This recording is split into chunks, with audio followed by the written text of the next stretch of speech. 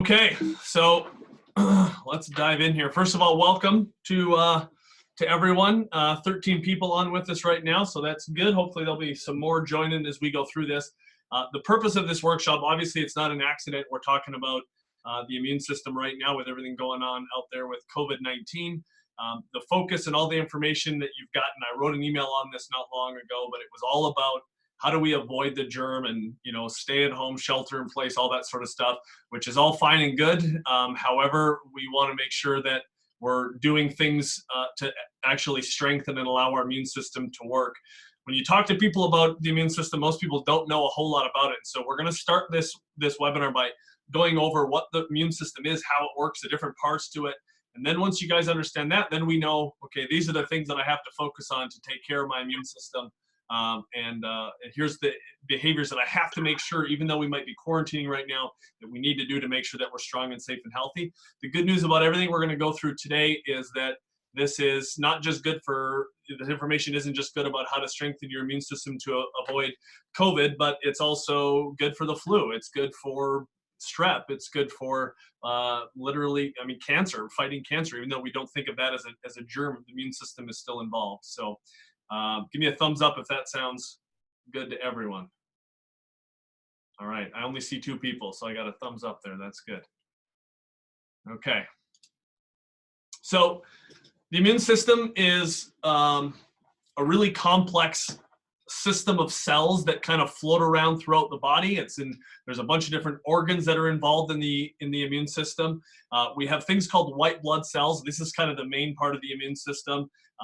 These white blood cells make antibodies, and antibodies are little units of protein that are made by the white blood cells that remember things that we've been exposed to. We'll talk about this in a little bit more detail. We have the lymph system, which is how your immune system, after your body's done fighting an infection, it's how your body cleans itself out. So if you have an infection in your foot, let's say, or in your lungs, once the immune system is done in there, how does the immune system get rid of that stuff? It's the lymph system, L-Y-M-P-H, that cleans it out and allows you to eventually excrete it. You have your spleen, which is largely involved in making white blood cells. You have your bone marrow involved in making blood cells, your thymus gland. You have your gut and your microbiome. The microbiome is a term that we use to describe all the different bacteria in your gut. Not even just bacteria, it's viruses, parasites, bacteria in your gut. A lot of times when we hear things like we've got all these germs living in us, they're bad germs. Guys, these are essential for normal body function. So we're going to go through this a little bit later. And then your nervous system, which is massively involved in your immune function as well. So these are the big parts that we won't get into all this stuff today because we're going to keep this first part a little bit simpler. You guys don't need to become PhDs on the immune system, but I think it's good to know. The really cool thing about the immune system is this thing is running 24/7 in your body, and most of the time, and we're talking 360 days of the year, you never even know that it's there. But constantly 24/7, your immune system is balancing out and keeping viruses at bay, keeping bacteria at bay, and probably even more importantly, and I just love to hit this when we're talking about this, your immune system is constantly finding cancer cells in your body. Research shows that we produce between 1,000 to 10,000 cancer cells in our body every single day, and it's your immune system that is the task with the job of finding these cancer cells and destroying them before they have a chance to just start to divide and replicate. When you know someone who has cancer, this is largely an immune system problem. This was a failure of their immune system to actually find and destroy these cancer cells before these cancer cells began to grow. So we're going to examine kind of these different lines of defenses that's used by the immune system. The first part of the immune system, so traditionally we teach this as there's really 2 main parts to the immune system. We have the innate immune system. This is the immune system you were born with. And then we have the acquired immune system, and this is the immune system that you develop as you age. So the innate immune system, this is, man, I almost don't know how deep to go into this, but this is non-specific. It doesn't really matter the type of virus, bacteria, whether you've been exposed to it 100 times or 1 time, it doesn't matter. This innate immune system is non-specific protection against different pathogens. there's like your skin, for instance, is a barrier, right? We know that if you cut yourself, people put, polysporin on it or clean it with hydrogen peroxide to clean it because that barrier has been broken. What's really interesting is when kids are teething, very often when kids are teething, their cheeks get all red and they get a fever as their immune system is actually boosting itself. And even sometimes kids will develop a little bit of a fever around 99, 100 degrees as they're breaking teeth. Why? Because they're breaking through the skin, which is one of their protective barriers. And so the body is already preemptively starting a defense mechanism against what potentially could get through that innate or that primary line of defense against the body. The second line of defense is a little bit more detailed. So we've got our skin, which is our primary line of defense. And then we have our, even on the skin, I'm skipping ahead of myself, but even on the skin, there's actually fatty acids that your skin releases. A lot of times when people lay down on my tables and get adjusted, and they always comment about the oils that are left on their face. And I always say that's a good thing. That helps keep your skin look young. And even more importantly, there's enzymes in the oil on your face that is actually protective against these viruses and bacteria that can live on and in you, and it helps to keep everything at bay. So one of the things I think is very important is, so you're going to laugh when I say this, but we soap off way too much. We actually clean off a lot of these protective enzymes and barriers from our skin, and it not only can dry the skin out and different things like that, but this can actually weaken some of these defense mechanisms that we have against these viruses and bacteria that are constantly in our environment that we're having to fight against. Once we get in the body, there we have chemicals basically. So in our internal tissues, in the nose of our mouth, or in the nose, mucosa of the nose, in our mouth, in our lungs, in our digestive system, we have chemicals basically. We're not going to get into this too much, but there's chemicals that are released that actually help to destroy and break down any viruses that you would breathe in before it actually begins to divide and replicate. And so these defense mechanisms are really, really, really important against keeping things out from getting inside of your body. And so this is something that even kids have this, we're born with this. That's why it's called the innate part of the immune system. Some of the stuff we're going to talk about a little bit later is how to make sure that this innate immune system is being fed correctly and different things like that so that it works. And we'll come back to that a little bit later. So something else that's an innate response is something called inflammation. This is another term for this is early induced responses. So when speaking of when a kid is cutting teeth, or if you actually cut your finger, it swells up, doesn't it? Right? We see it gets puffy, it gets red. This is your immune system. This happens in a baby, it happens in adult. This is not something you have to learn. This is something you're born with. And this inflammation or chemical pathways and chemical messengers that get released to help speed up the flow of blood to that area wherever your body finds something that shouldn't be there. And these are called antigens. So literally anything that shouldn't be there is called an antigen. And this inflammation is what helps to bring white blood cells, cytokines, different chemicals to help fight whatever is found inside of your body. I know a lot of people on here, we hear that inflammation is a bad thing. And yes, too much inflammation can be a bad thing. But inflammation is an essential part of life. If you lost the ability to produce inflammation, you wouldn't make it very far in this life. It's an essential part of staying healthy. And so we need to make sure that the best analogy I've heard of inflammation is having a fire in your fireplace. Is a small controlled fire, no problem with that. But when that fire takes over your house, that's a big problem. You guys know what I'm talking about there. So we want the ability to produce these small fires and inflammation without going overboard. We're going to come back to this a little bit because one of the big problems, especially now as it relates to COVID-19, the mortality rate with this is actually not the virus. It's what the immune system is doing to combat the virus. It's creating something called a cytokine storm. It's over-inflammation in the lungs of the body, and it's our immune system that is overactive and isn't working correctly that is causing all of these problems. We'll come back to this in a little bit. So the second line of defense, we had the first line of defense, again, is our innate immunity. The second line of defense is called acquired immunity.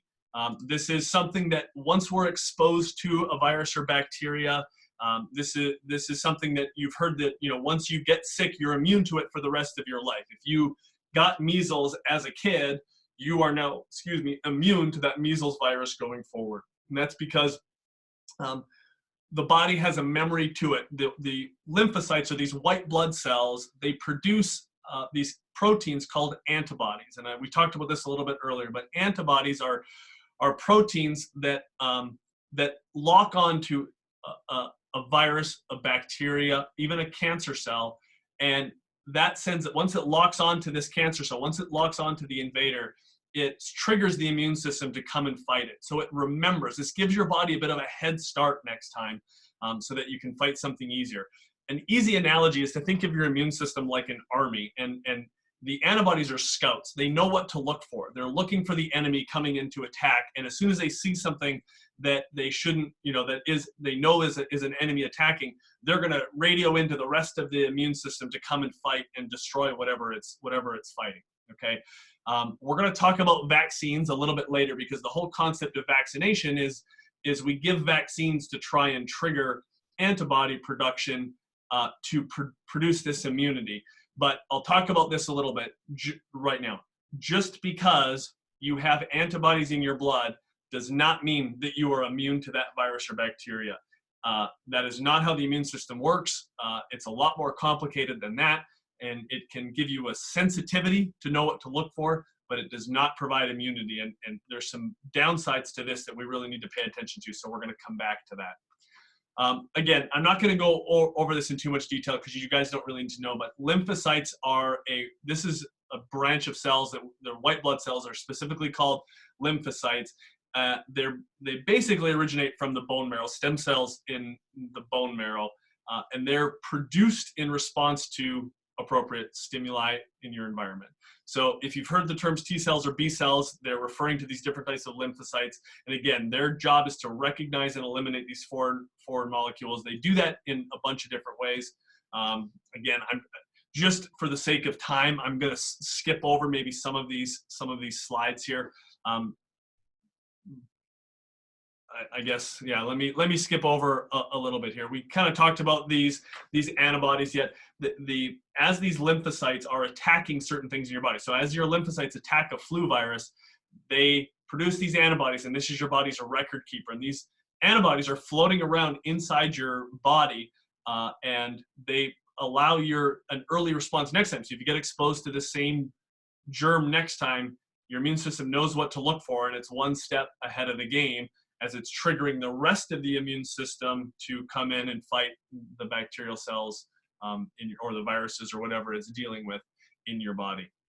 One of the reasons, and this we'll find out about COVID-19, but one of the reasons people have to get a flu shot every year is just because a flu is the same doesn't mean that all flu viruses are the same. So we call it the flu, but you guys know this, I think, every year the strain of the flu is a little bit different, and past flu vaccines don't provide you with, or even past natural flu antibodies don't provide you always with the same type of protection from a new strain that's coming about. So we talked about this already. So again, as I said earlier, and this is true even of natural immunity, even if you got measles as a kid, that actually doesn't mean that you're immune to it for the rest of your life, because everyone's immune system varies with how well it works and the different things that we've been exposed to. We do know this, that natural immunity, getting exposed to something naturally, is more effective than vaccination, again, because of how it triggers the immune system. But as we get older, our immune systems can weaken. There's things that can happen inside of our bodies that causes the immune system to become imbalanced. And so you might have been immune to something before, but if your immune system is getting really weak, so for instance, if you get HIV, this is a problem where the white blood cells become very weak and you're not able to produce this response, and so your immune system doesn't work like it should.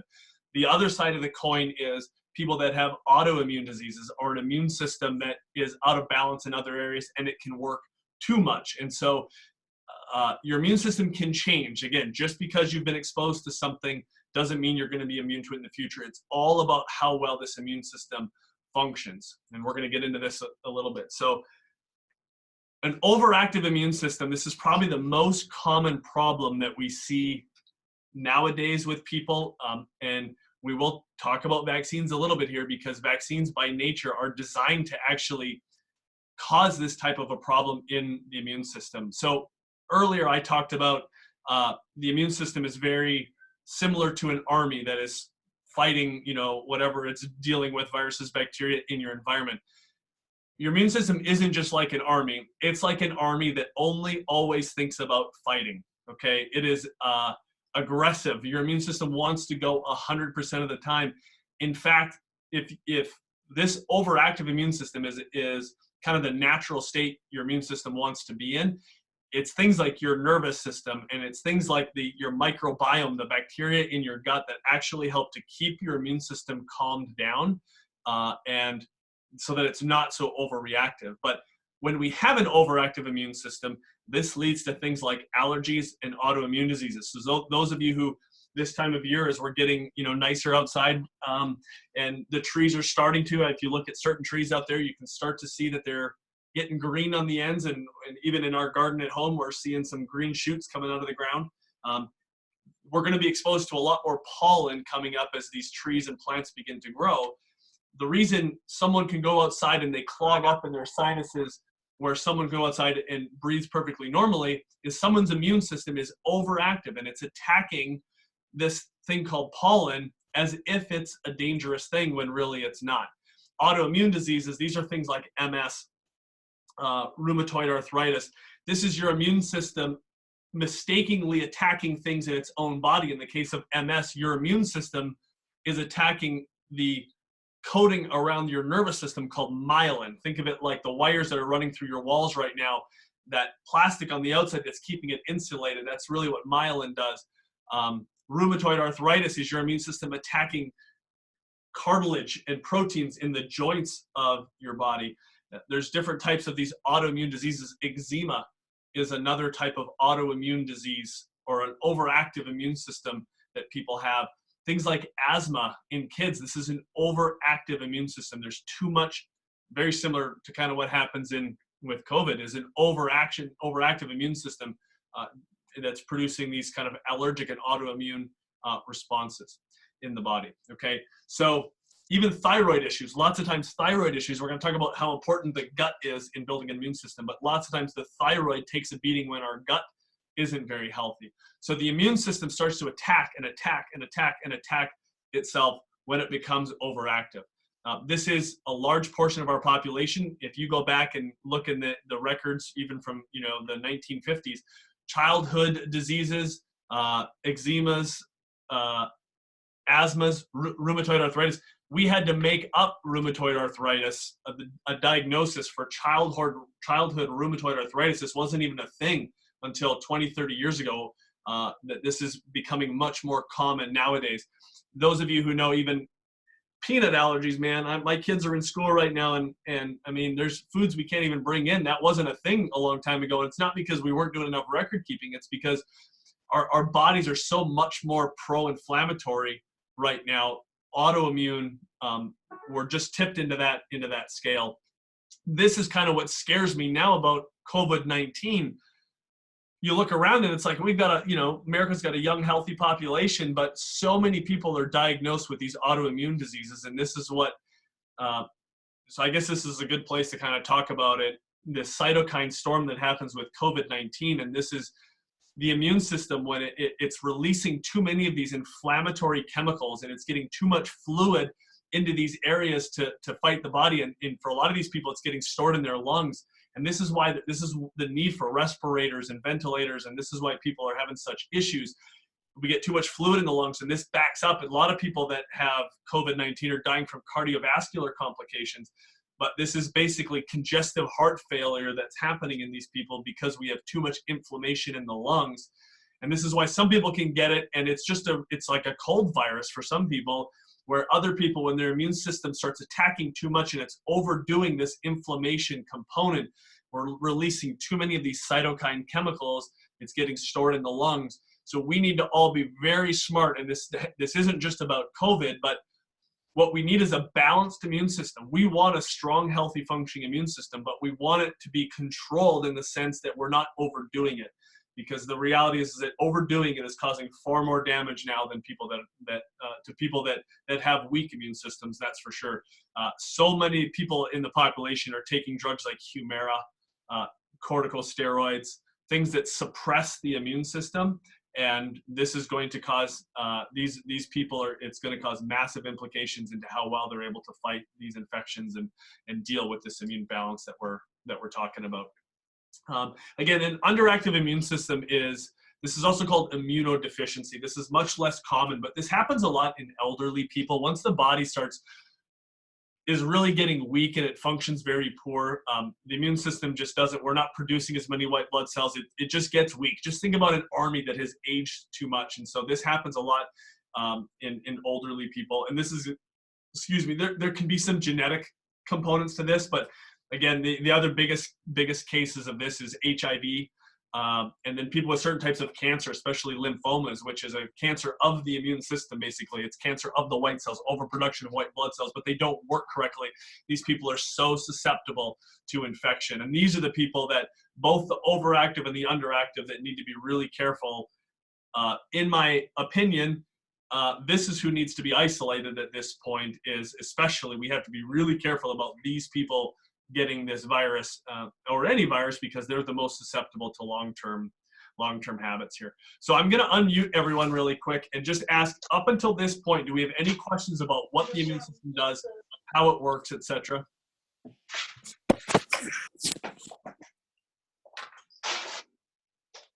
No questions? Pretty quiet group. Kathy, are you falling asleep? Nope, not at all. Okay, good. I think I got sunburned because I sat on the couch and the sun I hear was voices. I'm going to mute again. glaring down on me. Someone got sunburned. Okay, so let's jump into the things that we need to be doing now to help balance the immune system. I'm going to skip some of these slides here. So, number one. Okay, so hold on. Let's see. I'm going to unmute everyone again here. When you guys come in and get sick, what do I always tell you? No what? Sugar. No sugar, no. Dairy. Who said dairy? I did. Jenny. Who was that? Jenny. Woo! Jenny, proud of you.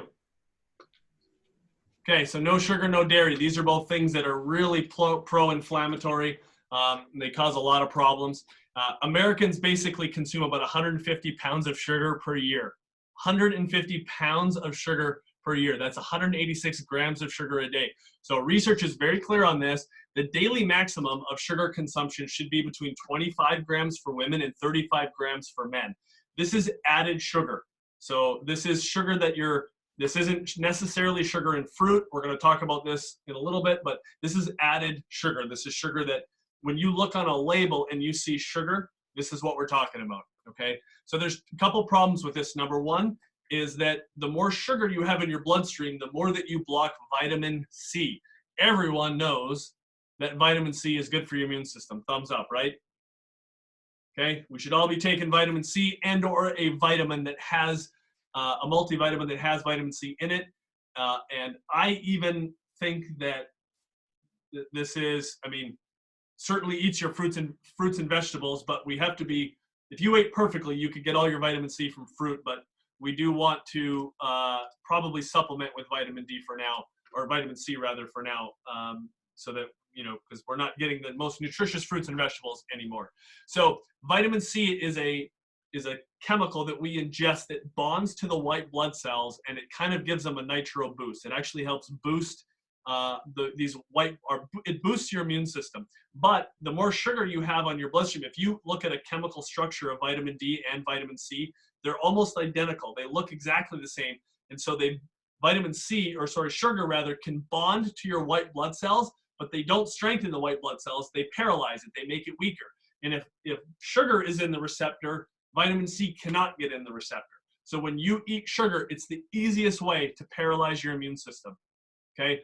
Right now, guys, especially with this crap going on out in the world, we need to very, very much limit our sugar intake, okay? Problem number two is that high levels of sugar affect your insulin levels and end up promoting inflammation, okay? When your body has excess inflammation, we've already talked about this. Inflammation, good. Excess inflammation, bad. You guys with me there?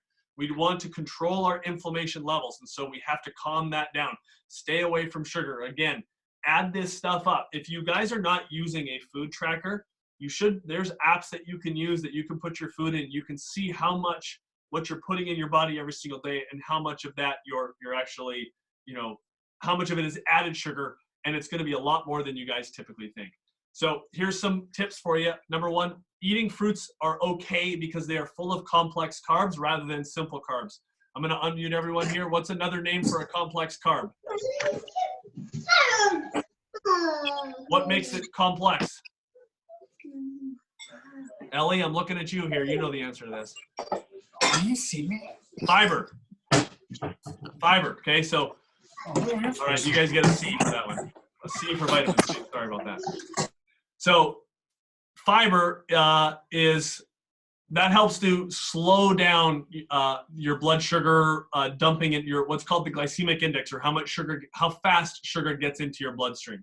Okay, we want to reduce or eliminate grains, pastas, breads, cereals. It all turns to sugar in the body, and it turns to sugar into your body very, very, very quickly. We did a workshop not long ago called what was it? Death by Sugar? What did we just do? I can't remember which workshop it was, but we talked about like flour is a higher glycemic index than even sugar or things like chocolate because it's so refined. It gets into your bloodstream so quickly. Look at your labels. Okay, so tip up top on the right side. Anything processed generally is going to have a lot of added sugar to it. One can of pop, for instance, has 35 grams of sugar in it. So if you're an adult male and you have one can of pop a day, you have just maxed out the amount of sugar that you should be putting into your system on a daily basis. So pop, the easiest way for us to kill ourselves here is by drinking our sugar. Do not drink your sugar. Do not drink your sugar. Do not drink your sugar. We're even guilty of this as parents. We give our kids, it's organic applesauce or whatever. If you look in there how much sugar is actually in those things, it's quite a bit as well. And it's all added sugar to sweeten it for the kids. We have to be really careful and start to look at labels and start to add this stuff up and see what you're doing. This will be a great way to lose weight. I'm telling you, you start cutting out this added sugar, you are going to start losing pounds. Our next workshop webinar, which is going to be in 2 weeks, is all about metabolism. So we're going to be talking about this, how to control our metabolism. And so we're going to be going over this sort of stuff again. I guess here's another tip, and I'm going to go back to that one. Pardon me. Let me go back to this. So this tip at the bottom, start to restrict or cut down sugar rather than going cold turkey. So if you're a guy who drinks 3 Mountain Dews every day, it's probably going to be unrealistic that you're just going to be able to go to 0. So set yourself up for success, and you're always better off doing baby steps and winning with small steps, but making progress than trying to, jump off a cliff and fly, and you're probably going to end up not flying and just hitting the ground. So just remember that success, progress rather than perfection is what we're looking for here. Now, that's not an excuse to just pat yourself on the back and go, well, I'm going to do 2 cans of Mountain Dew every day rather than 3 and just stick with that. Know where you need to go, and the goal is to get down to 35 grams of sugar every single day. I think I have a tool on here, actually. Let me see if I can. How do I do that? Oops. I'm getting ahead of myself here. Okay. Number 2, increasing sleep. Okay. Sleep is not an option. Sleep is not a luxury. Sleep is an essential part of this is your body's life support. Sleep is when you recover from all the damage and stress you put your body through during the day. It is scientifically proven that 99% of adults are going to need about 8+ hours of sleep a day. This does decrease a little bit as we age, but most of us, we need, there's people on here that I know that are saying, nope, I know that I can get 5 hours of sleep and that's all that I need. I hate to tell you this, it's probably not you. There are some genetic freaks out there that can get by with 5 hours of sleep, but it is such a small percentage of the population. Most of us are losing ground when we're only getting 8+ hours of sleep a day. And I think this may be in here, but I'm just going to bring it up now. There's research that shows that if you get 4 hours of sleep in one night, if you do it 2 nights in a row, we can decrease your immune function up to 70%. So those white blood cells, we're going to decrease their strength by 70% by 1 or 2 nights of sleep down to 4 hours. This is in my opinion, my Achilles heel. If I get sick, I can look back to my sleep a couple nights before, and usually there was some interruption that weakened my immune system. Your teenagers are not lazy. Your teenagers need more sleep than you do. The teenagers need 9 to 10 hours of sleep, and take it easy on your teenagers. Their circadian rhythms shift. This is not frou-frou. This is documented science. Their circadian rhythms shift so that their natural 9 to 10 hours of sleep will be going to bed later at night around 10 to midnight, where most adults should be in bed between 8 and 10, and they'll sleep into between 8 and 10 rather than us getting up about 6 o'clock. Okay, so take it easy on your kids. They're not lazy. This is just how God made them. Children, little kids, you guys know this. Kids need sleep. My kids act like monsters when they don't sleep. We need to get our kids some sleep. So get them into bed helps our immune system. So basically, getting restful sleep increases immune cell production and vitality. It does help to increase antibody production. And sleep deprivation releases a bunch of stress chemicals as well. We can measure cortisol, adrenaline in your blood, which we'll get to in a little bit here. We need even more sleep than we're sick. This is one of the reasons you're so fatigued when you are sick, is because your body is like a fever, for instance, it takes so much energy in your body to produce a fever. This is one of the reasons we tend to get fevers more at night, is that you've less going on, so your body can actually use this energy to produce this fever. But we need to sleep even more. So this is one of the, I do think we do it wrong in America when and I think I'm even guilty of this too. I try to want to push it and get back to work sooner than I should, but we really need to rest, and we need to take time and sleep and make sure that we're over it. Otherwise, we're going back to work sick and not helping anyone else that we're working with. And of course, fevers are really important, and we'll talk about this at the end. I just brought it up here because I brought it up with fevers, but fever is an important part of the immune system healing. We'll get to it. We'll get to that a little bit later. So number one, research. This is not Dr. Jeff's opinion. I like to watch shows at night as well, but research shows that if you're watching TV right before bed, your body is still firing off chemicals that keep you awake, and you're not releasing the chemicals like melatonin that help set the stage for sleep in your brain and in your body. We should be sleeping in complete darkness. We do a whole workshop on sleep. It is called Sleep 101. These are just some big tips from there, but they do make, blackout curtains that you should get. If you have alarms that have bright lights in there, when you wake up and see light, or if your phone goes off at night and you see light, that does affect your brain chemicals that respond to light and darkness to help set you to sleep. So you will get more restful sleep. Again, we'll go into more details with this during the sleep workshop, or maybe webinar, depending on what we're doing at that point, but that will help.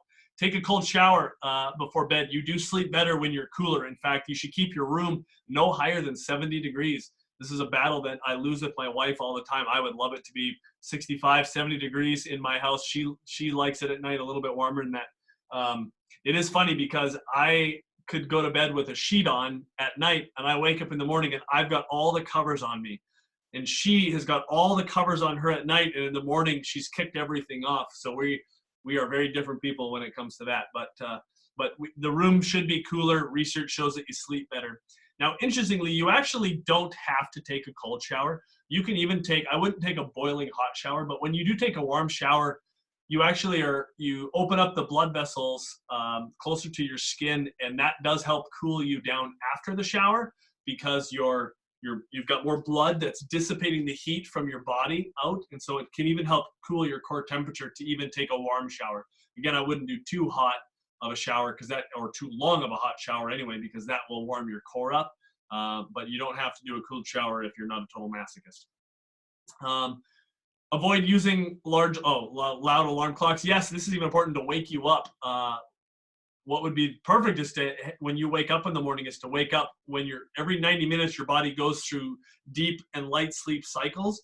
And so you'd like to be woken up in one of those light sleep cycles as close to that as possible. They do make some apps for the iPhone, iWatch. Downside is you have to have technology right by your brain, right by your head when you're laying to go to bed at night. But that I have used and do work pretty well, that can like an alarm that can trigger you off when it detects that you're moving around, so you're already in a light sleep cycle, and that can help wake you up so you're not being woken up right in the middle of a deep sleep cycle. The nice thing is that in the morning, and again, we in the morning you have more light sleep cycles, which is why you dream more in the morning than you do in the dead of night. We won't get into that now. It's just interesting. Guys, I'm trying to keep this webinar short, but the more that I get on here and start talking about this stuff, I'm going into other webinars that we'll get to in a second, so I'm trying to stop myself here. Last tip here is to be consistent when you go to bed and when you wake up. The easiest way to screw up with your sleep is to have a different bedtime every single night. There's no consistency there, and it's harder for your body to get in a rhythm. But if you're consistent, even on the weekends, if you don't stay up till 2 on the weekends and then try to wonder why you can't get to bed at 10 during the week, it doesn't work. Make it easy on your body. Go to bed and get up at the same time. Okay, healing your gut. Let me grab a drink of water.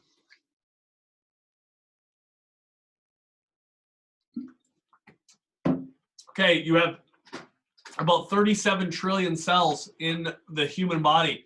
It is estimated that you have about 10 times the amount of viruses, bacteria, fungus, parasites in your gut than you do cells in your body, which means, interestingly, that you have more non-human DNA in you than human DNA. Kind of gross to think about, isn't it? These cells are basically part of your immune system.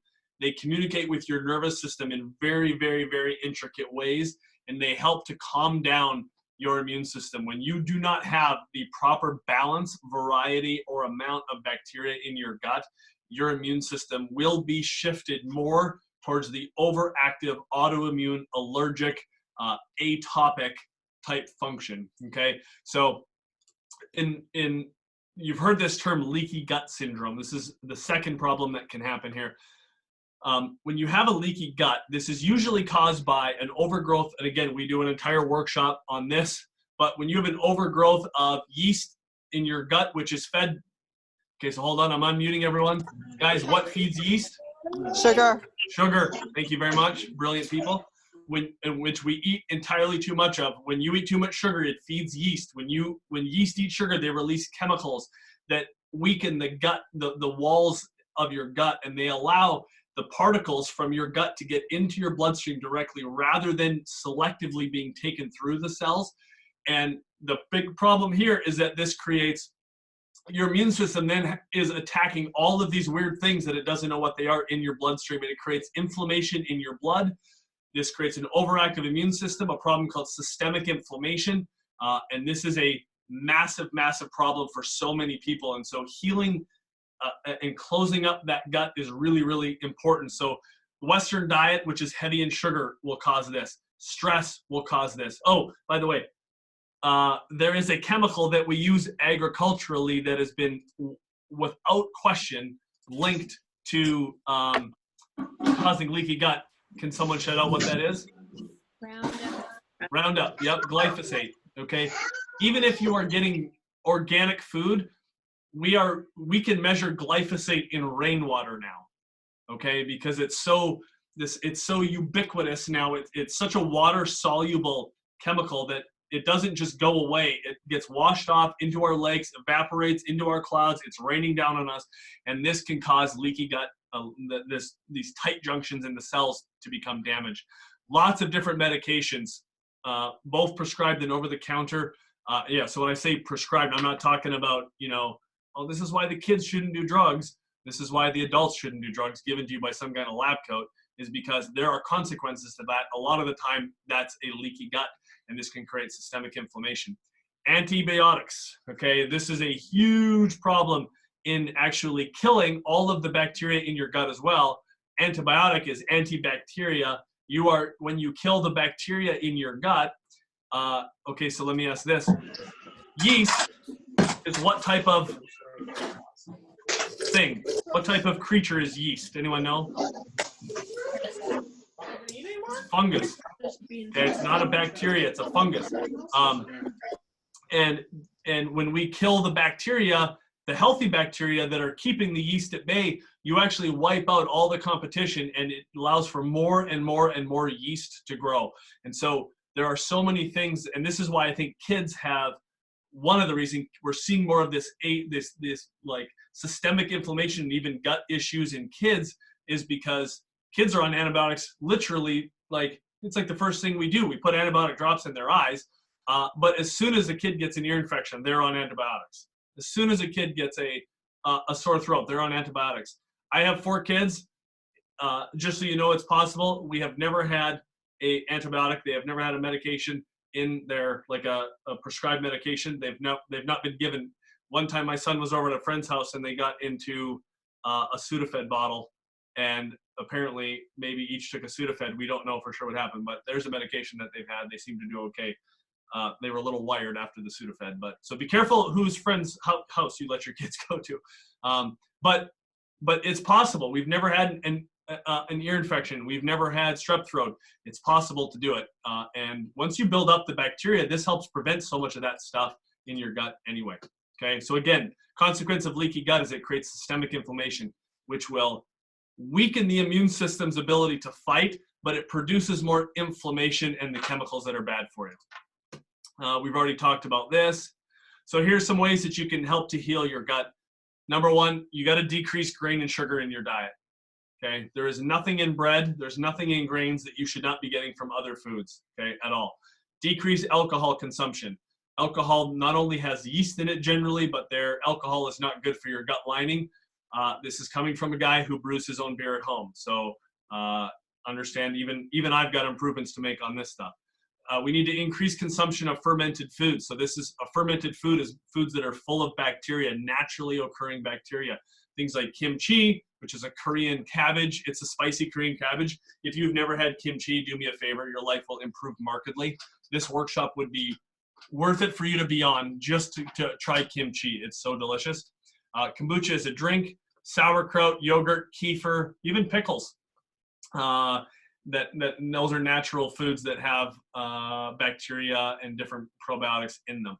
We want to supplement with a broad spectrum probiotic. Now, hear me when I say this. On occasion, I am not a believer that we should take probiotics all the time. Even the best probiotics, we have a really good one in this office from a company called Eniva. It has got 10 different strains of bacteria on it. You have thousands of different strains of bacteria in your gut. If you keep taking a probiotic with the same 10 strains in it, guess what you get in your gut? I muted you so you can't answer, but the same 10 strains. You get an overabundance in certain bacteria. The amount of bacteria in your gut is less important than the variety, or I shouldn't say it's not more important than the variety of bacteria. There's a really fascinating documentary that was done called Life on Us. It's on Amazon Prime. If you have Amazon Prime, do yourself a favor and watch it. Life on Us. They've done studies and they basically found that the greater variety of bacteria that you had on and in you, those people had greater health measurements and health outcomes than the people with less, that were quote unquote cleaner. They swabbed people's belly buttons, looked at their colon, different things like that.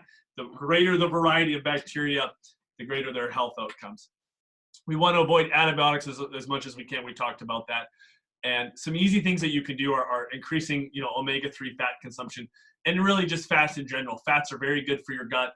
They're very filling. No, eating fat will not make you fat. Eating sugar and jacking up your insulin is what makes you fat. If you have any disagreement about that, you will lose, and we will talk about it at our next webinar. I'm not kidding. You can't eat fat all the time and all sorts of fat and not get fat. But it is an imbalanced immune system that is the cause of our obesity in this country, with 1,000% certainty on that one. Okay, key number 4, sunshine and vitamin D. The reason I obviously put sunshine and vitamin D is because in an ideal world, we should be getting most of our sunshine from the sun. Vitamin D is really a hormone versus a vitamin. We call it a vitamin because so vitamins are things that we have to take from the outside. Vitamin D is something you generally make. You should be making it inside of you. It's created by exposure to UVB rays. Hormones are gene expression regulators. Hormones turn genes on and off. They are like keys to doors that open doors or to machines in factories that build more proteins. So your genes build proteins, hormones turn those genes on or off depending on what your nervous system wants. This is probably, as far as a supplement goes, the most important supplement that you can take to help boost your immune system. There is no question about this. The research, especially things with like the flu, the research is very clear on this. It modulates, again, antimicrobial peptides. Very good for your immune system. Also supports calcium metabolism, which slows aging. It decreases inflammatory chemicals, which is good to balance out the immune system, which can be involved in things like asthma and autism, diabetes in kids and even adults. So you are deficient in vitamin D. I can almost promise you 59% of Americans are now deficient in vitamin D.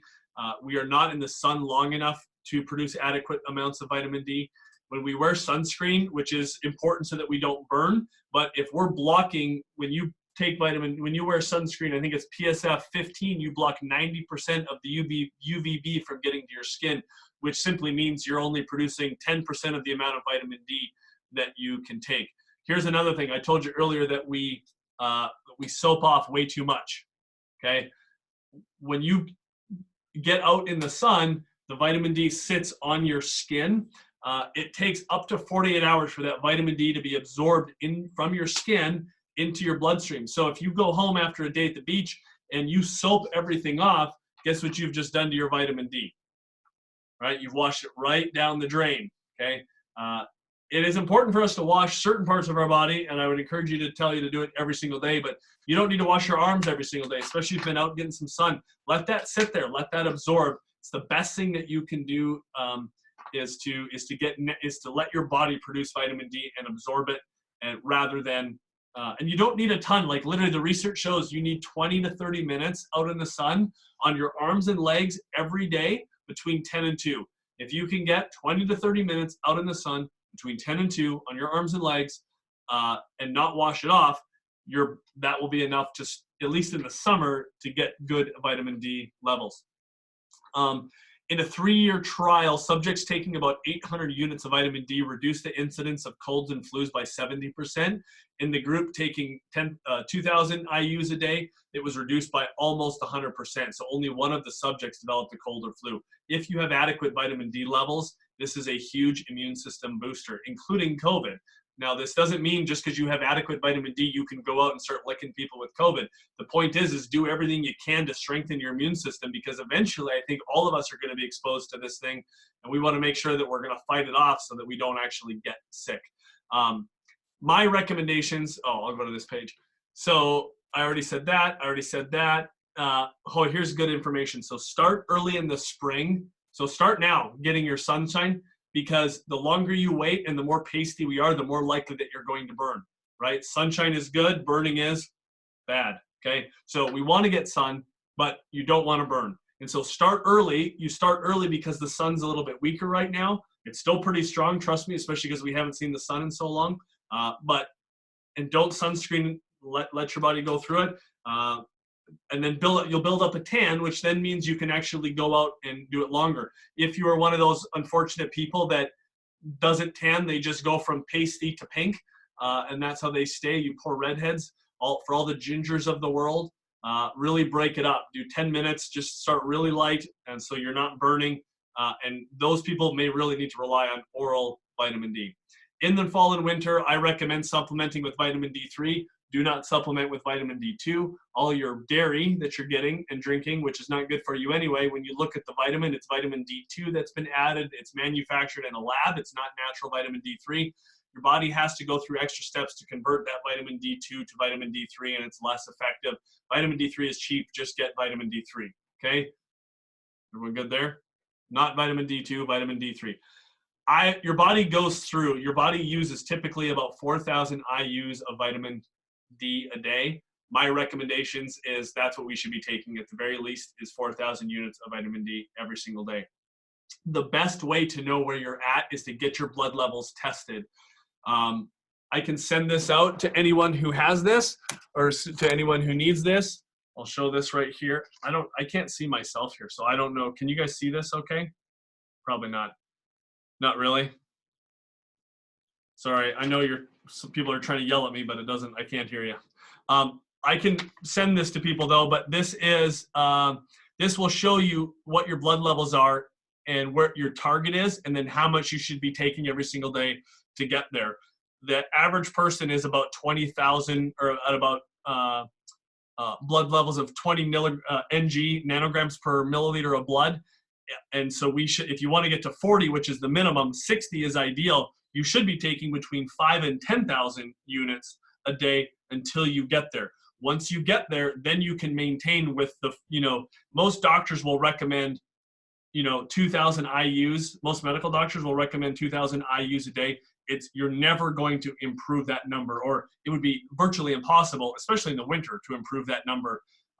Flu seasons happen in the winter. One of the main reasons why, low vitamin D. One of the hopes is, I hear this on the news a whole lot about the hope with COVID is that this is going to kind of fall off now that it's getting a little bit nicer out and it's warming up.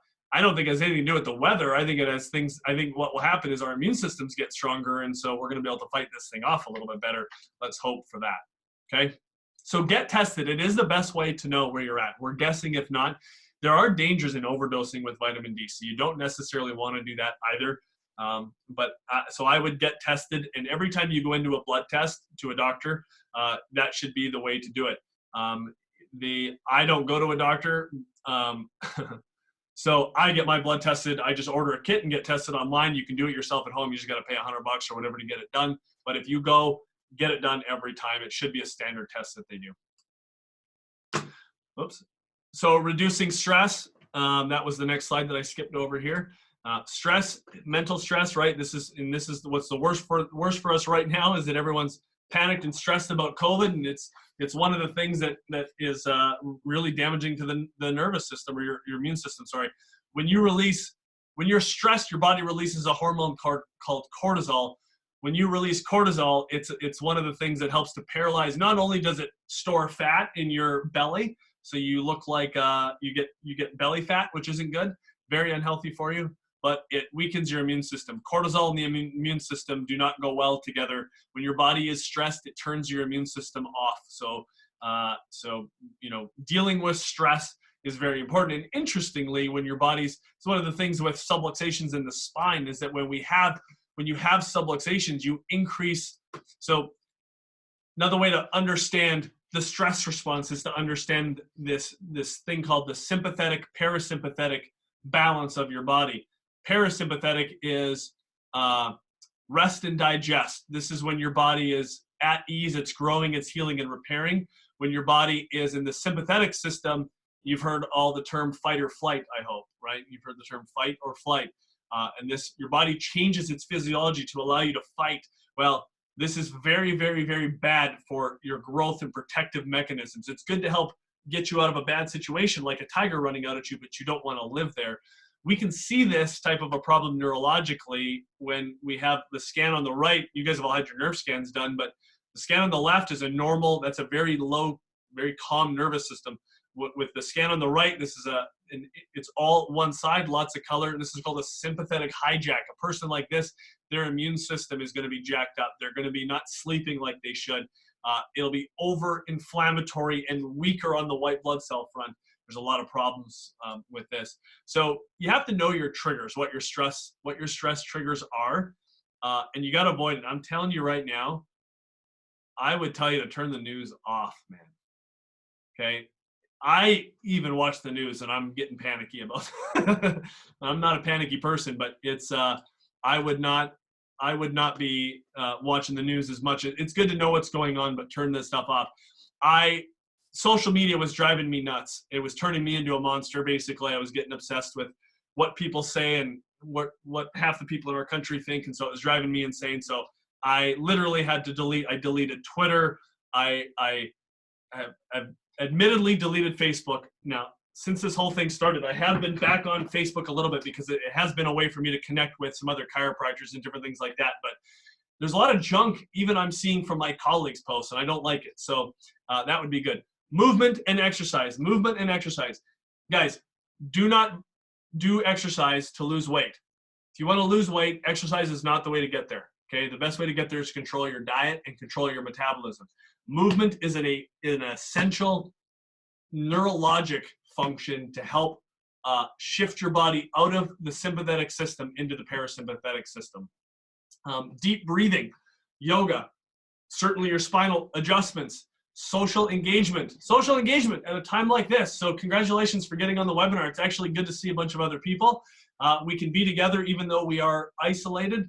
My wife got on with her sisters for 2 hours and her mom via Zoom, which is what we're using right now, and spent time with each other just talking as everyone was in their own home. We got to stay, this is without a doubt, there was a book that I read called Blue Zones by a Minnesotan named Dan Buettner, and he was studying people in the world who tend to live a long time and what they did. And one of the common factors here was these people were very socially engaged right up like into their elderly age. They were very social people. Gratitude. One of my habits that I try and do, I'm not always great at this, I'm kind of spurty, but is to get up every morning and write things that I'm grateful for. And the list is so stinking long that it tends to put all this stuff into perspective about things that we're fearful or things that we're stressed with. So I would encourage you guys to do that, is start writing things that you're grateful for in your life and start your day with that. We will, at one of these workshops, we'll go over one of the topics will be a masterpiece day, is how to create a masterpiece day. And I'm learning about that right along with you guys, but that is an exercise, and I've got some forms that we can share with you on that to use to help create your masterpiece day. And then prayer. There may be people on this line who don't think that this is a big deal, and you don't have to do it. But we are talking to someone on the other end of that line. And I'm telling you this, that when you lose focus on, when we start having more trust in man and the government and in an antibiotic or a vaccine, than in the God who created us and loves us and cares for us, it's a big thing. And so my admission here is I don't do this nearly enough. I'm kind of a guy who wants to control things and do things on my own, and I don't spend enough time with this. But I know that life is better when we're connected to the giver of life. And so this is a practice, I think. This isn't something that comes naturally to me, and I don't think it comes naturally to everyone, but that doesn't mean that we don't do it. And so I do think this is good. And if your brain is scientific like mine, there is even studies that show that this has a positive effect on your health. So if you don't trust the big guy upstairs, then at least trust the scientific paper on that one. But prayer is important, and we encourage you guys to do it. So here's the last thing. We're almost done. You guys have been very good. We're almost coming up on an hour here. Stop interfering when you do get sick. If you want your immune system to function strongly, you need it to fight.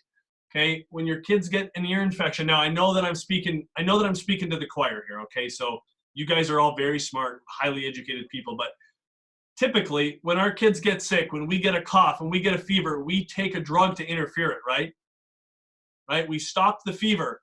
Well, let me ask you guys this. Did the virus or the bacteria produce the fever, or did your body? Body or the virus? You tell me. Everyone's thumb better be up, right? Dead people don't get fevers, and they're full of bacteria. It's eating them. It's decomposing them, right? It's the body that produces fevers. It's the body that produces the cough. It's the body that's producing all of these things. We have to honor what this amazingly intelligent body is doing and let it happen. And so I get sick once in a while, and I'm a guy. So when I get sick, I'm dying. Like when I get a cold, I think life is coming to an end. I understand guys that we go through. I saw this quote online. Some of you are going to hang up on me after this, or not this quote, but it was this meme online, and it showed this picture of a woman giving birth, and it said when the pain that a woman, when she's giving birth, if the pain is so extreme, she finally understands what it's like when a man has a fever. So all of you ladies who've given birth, you're approaching what it's like when a man has to go through a fever. So be patient with us and take care of us during that time. But to cover it up and to stop it would be one of the worst things that we can actually do. Yes, there is such a thing as a dangerous fever, but a healthy body will not produce a dangerous fever. If the body is producing a fever that is dangerous, there's something else going on behind the scenes. So again, symptoms are produced by the body to fight the infection. They are defense mechanisms. They're not the cause of the problem. You're not supposed to be comfortable when you're sick. You're supposed to feel crappy and lay in your bed. And that's when your wife brings you chicken noodle soup and takes care of you and lets her know how much she loves you. And when you get sick, you somehow manage to still take care of the kids and keep the house clean and do everything well. So we appreciate you for that. But when we medicate, we feel better. So then we what? Push it, we overwork, we don't rest, we stress the body, we weaken the immune system, and it will take longer to get better, okay? So this is about building strength when you get sick. Any of you started a new workout program, you get sore when you start working out. Well, if you keep doing it, the soreness goes away and your body gets better at working out, and you can push a lot more, and your muscles get stronger. We want the same thing to your immune system. We want to let the body do what it's supposed to do. And I promise you, if you notice this, you will notice that your illnesses are more manageable. And this is the big thing. It doesn't even mean you're going to feel better when you're sick, but I promise you this, it will be shorter. Instead of a week being sick, it'll be a day or two, if that, okay? Because your body's going to get better at fighting. You're going to be healthier. And when you get sick, you're going to get over it a heck of a lot quicker. Okay, but who cares, Dr. Jeff? We don't need to worry about this. We've got flu shots. We're going to have COVID shots. We're going to have, this is what our savior is going to be, is a vaccine to help save us from COVID.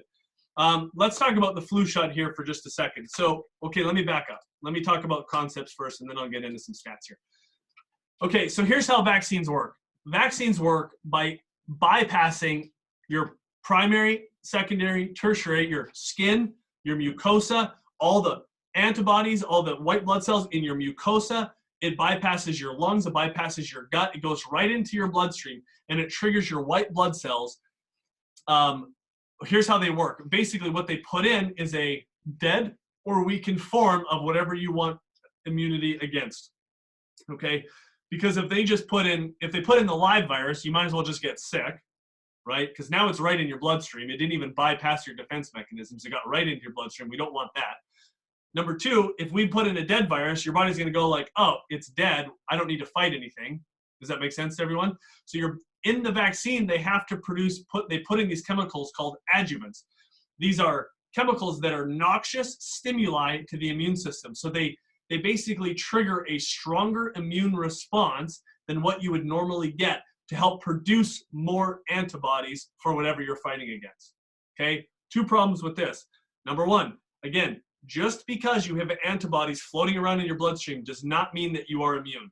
Antibodies do not mean immunity. But the testing, all of the research that you hear has nothing to do with whether it actually prevents an illness. All that we test basically is whether the vaccine produced an antibody. So yes, I can give you a vaccine and say, look, this produced a whooping cough antibody, this produced a flu shot antibody, this produced a COVID antibody, and that might give you a temporary sensitivity to that, but that does not mean that you are immune. There are people that, I've had patients that have whooping cough that were vaccinated for it, right? We all know people that have gotten the shot, still get sick, still got the shot, got the flu shot, still got the flu. I have people that are convinced it was the flu shot, they gave them the flu. I don't think that's the case because it's a dead form of the virus that's in there, or a weakened form anyway.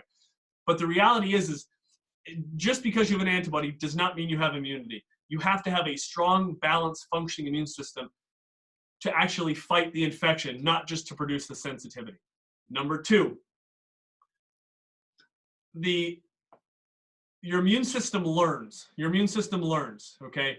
And when your immune system only has to, when you get all these vaccinations as a kid, and you only have to produce antibodies, you don't actually have to ramp up the immune system to actually fight anything. Your immune system learns. And what we end up creating is an immune system that produces more inflammatory chemicals, but has less punch to the white blood cells. Because the white blood cells never actually had to fight anything. They just released the chemicals, but it was dead anyway, so they didn't have to fight. And we teach the immune system this is what's going on.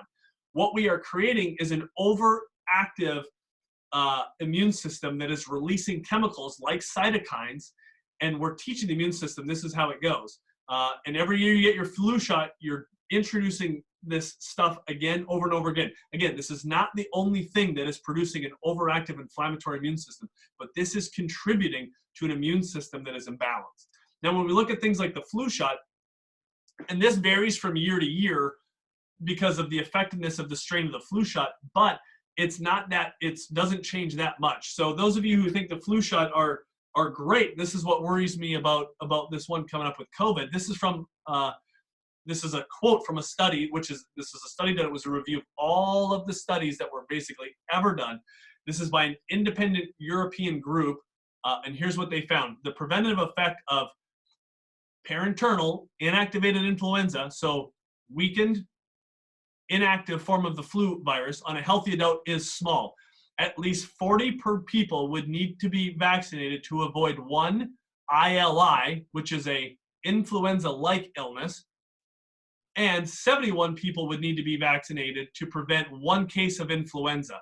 Vaccination shows no appreciable effect on workdays lost or hospitalizations. So listen to that again. You would have to vaccinate 71 people to prevent one case of the flu. So let's turn that around and go, so we have people lining up for this. They think this is going to save their life. Unless they're 1 out of 71 people, it ain't providing any stitch of difference. This is what the research shows. Yes, if you study these people, you will produce antibodies. But just because you have the antibodies does not mean you won't get the flu, because your whole immune system has to be balanced and functioning correctly. Does that make sense to everyone? They're not effective. This is not just flu shots. This is across the board for vaccines.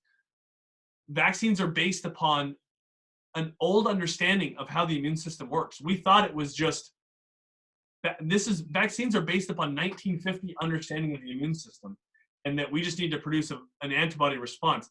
It is not how it works, and we need to so I'm not anti-vaccine necessarily, at least as a public health policy, but I'm not pro-vaccine either. What we need to do is figure out how to do this correctly for each person, and to actually strengthen the immune system, not just to try and produce one spoke of a wheel to actually cause these changes. So again, here's another one. The protection against influenza-like illness that is given by the administered vaccine to pregnant women is uncertain, or at least very limited. The effect on newborns is not statistically significant. So we tell you that if you're elderly, pregnant, or kids should get the flu shot. That's not based on science, guys. It's not based on science. Because the review of the science shows that quote that I just said. And this Cochrane review, also when they do their studies, they judge the effectiveness of the studies that were done, and they found that just under 10% had good methodological quality, meaning that the studies were actually done appropriately. There is a big difference between studies that are done by the drug companies themselves and then studies that are done independently, okay? And very few are actually done correctly. So I bring that up because what has to happen and what we have to focus on again is strengthening the immune system and getting this very complex system of bacteria and gut function and nerve function and endocrine function all working together, and not just relying on a vaccine or a shot or an antibiotic or something when we get sick already. We have so much control over whether we get sick or not. There's so many things that we can do to help prevent this. And so I hope that you guys, I know that we went over a lot of information, and the one thing I get criticized for is that we go over a lot of stuff and it's a lot to dig through. Don't try and change everything, but read through. I can give, anyone wants a PowerPoint of this, I will. I'm sure I saw a lot of you taking notes, but especially with there's not going to be a test on the different parts of the immune system, but especially the keys that you guys could have to build a strong immune system. If you guys want a copy of this, I'm happy to give it to you, but pick a couple things and start making changes. Start with your vitamin D, start limiting sugar. If sleep's your big thing, start getting your 8 hours of sleep a night. If you're stressed out, chill out, man. Okay, I'm gonna open it up. Is there any questions? Yes. I have a question. Yes, ma'am. Miss Merity. This is Jenny. Oh, sorry. Yeah, I have a question. You know how you're talking about the kids playing outside during the 10 and 2 without sunscreen? Yes. If they were playing outside, but they still showered at night, as long as they didn't use soap, would that still be okay? Yes, great question. So yes, you can get wet and the oil will stay on the skin, but soap is designed to surround the oils and wash it off. That's how soap works. So yes, great question. You can still shower, and again, I shower at least once a day. I love showering, and wash off and soap off the parts that you can soap off, but like leave the arms and legs or the parts that got sun. You don't have to do it every day. If they're dirty or whatever, yeah, that's fine. You can soap it off, but try to not do that every day. That's one thing we try and teach, is just to keep that calm a little bit. He thinks she's gone. Any other questions? Meredy, I saw you raising your hand. Gone. Anything else? Number. He thinks it's what? I have one more question. Yes. Mine.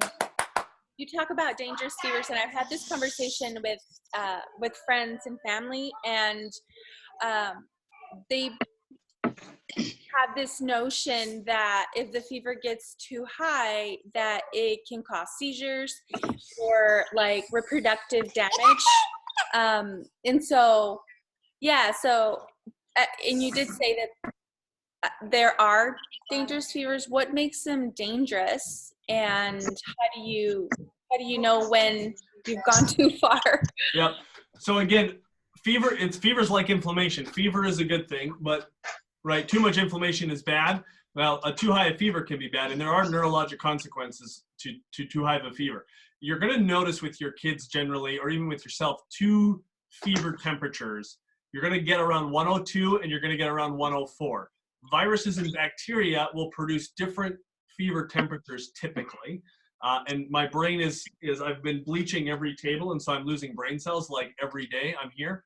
And I can't remember which is which, but I think it's bacteria has a death point of about 102.1 degrees and viruses are 104, but it could be backwards, and I just can't remember off the top of my head.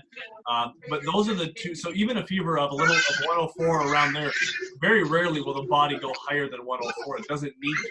If you're noticing temperatures that are higher than that, and again, this is where you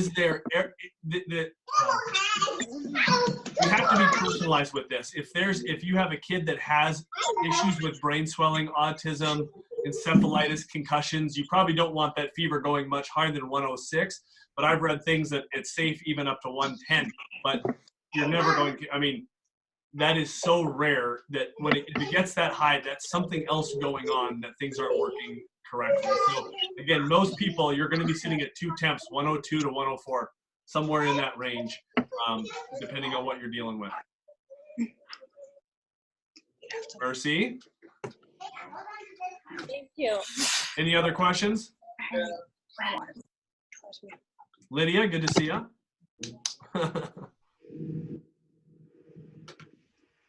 Byron and Vicky, I don't see you, but I hope you're enjoying Arizona. I have a question. You said that it is possible to have too much vitamin D. Yes. How much would you have to have it would be too much? Your blood levels would have to be like, we're talking like 100, like probably 75 to 100 nanograms per milliliter. So super high. That's like what we're basically dealing with is, that's like talking to someone in the desert about drinking too much water. Right? Like that's the opposite problem that they have. So it's not a common thing. It's not a common thing, although this is where you want to. I had a patient once who was taking a vitamin D supplement. She said she was taking the right amount,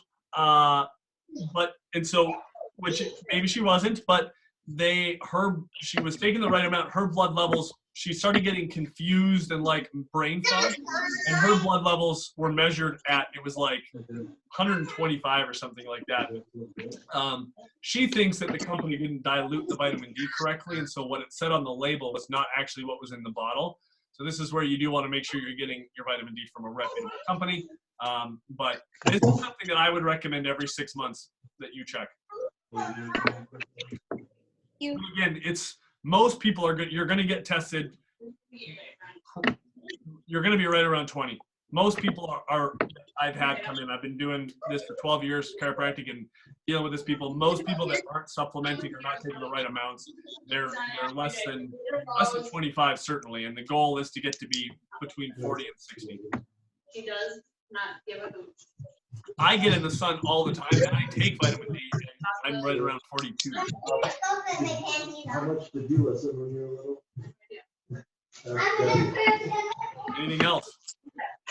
Put your diaper on, then you can have a little piece of chocolate. Dr. Jeff, I have a question about the Aniva vitamin D. Yep. It says that one syringe is 800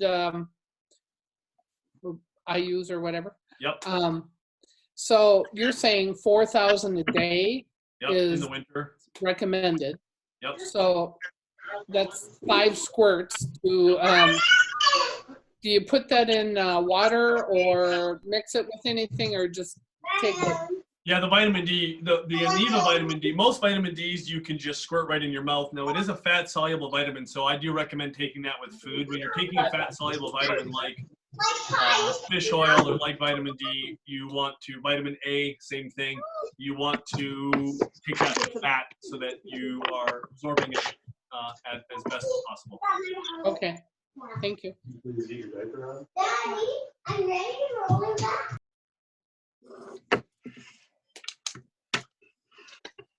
Any other questions? This was recorded, and so I am not putting this on YouTube or anything like that. This is going to be private for the people that were here. However, I will probably cut up little portions of this and put on Facebook to use for tidbits, you know, to put up there. But if any of you want access to this, well, I probably will load it up to Facebook, but it will be a private thing, so you'll always have access to it since you guys took the time out to learn. That's how we're doing these. So we'll send an email out once it's loaded up as well.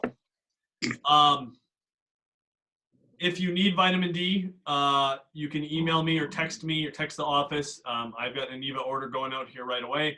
Make sure that you've got your vitamin D store. So we carry usually maybe 5 or 6 bottles here. We're down to about 3, so I'm going to order more. But just let me know.